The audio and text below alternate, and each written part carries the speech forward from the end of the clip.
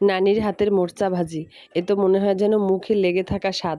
তাই তো আমার নানি আজকে মোচড়া ভাজি করে খাওয়াইবে। কারণ আমার নানির কাছে আবদার করছি, নানি অনেক সুন্দর করে মোচড়া কুচাইতেও পারে এবং ভাজি করতেও পারে।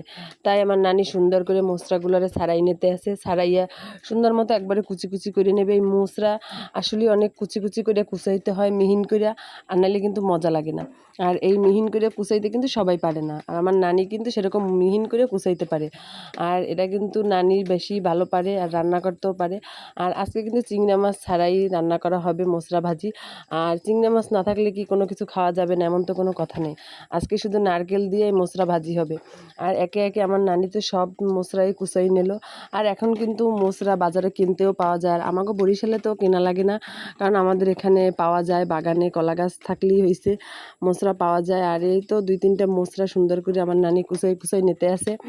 আর এরকম গ্রাম থেকে যে কোনো শাকসবজি কিন্তু কিনে খাওয়া লাগে না, আর এর আনন্দই কিন্তু আলাদা।